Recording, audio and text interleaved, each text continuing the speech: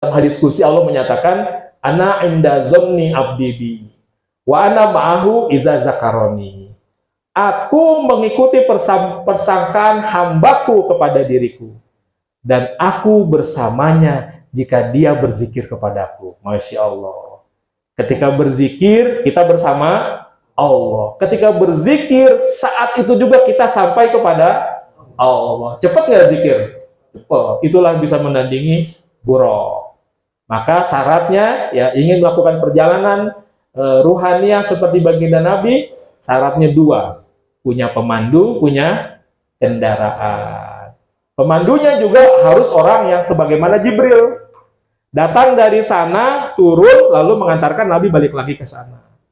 Maka yang mengantarkan kita pun orang yang kualitasnya seperti itu.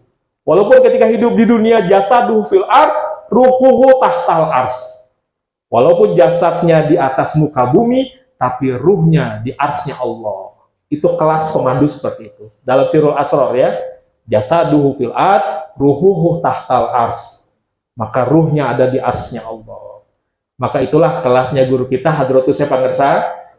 Maka tadi sekali talqin aja orang dihantarkan. Ya. Tapi bedanya kalau Rasulullah itu mi'rajnya adalah secara fisik, secara langsung.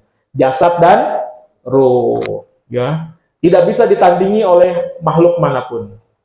Maka jangan gampang kagetan kalau misalnya mendengar ada wali yang bisa ribuan, 7.000 mi'raj. Seperti misalnya ada kisah Faqih Al-Muqaddam. Ya. Dikatakan mi'rajnya sampai 7.000 kali. Maka netizen langsung bereaksi nih. Wah, melebihi Nabi tuh. Enggak melebihi Nabi. Faqih Muqaddam mi'rajnya hanya ruhnya saja. Sama Kanjeng Sunan Gunung Jati kan mi'raj juga. Saya baca di Babat Cirebon. Ketika mi'raj itu maka tubuhnya dijaga oleh Raja Jin negeri Ajrok, Syekh Safarid. Itu Syekh juga tuh. Raja Jin gelarnya Syekh Safarid, Raja Jin Ajrok.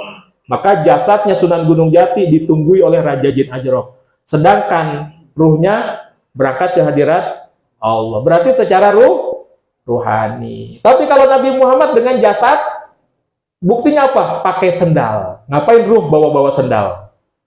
Berarti Nabi Muhammad itu mi'rajnya pakai tubuh fisik. Itu yang tidak bisa ditandingi dengan makhluk manapun. Jadi para wali mau ribuan kali, tetap hanya ruhnya saja. Dan itu dimungkinkan. Jangan kita menganggap begini, oh itu berlebihan. Enggak, itu dimungkinkan. Dan hati-hati, Faqih Al-Muqaddam itu wali besar. Jangan gara-gara urusan nasab kita ikutan menghina Faqih Muqaddam, itu wali besar.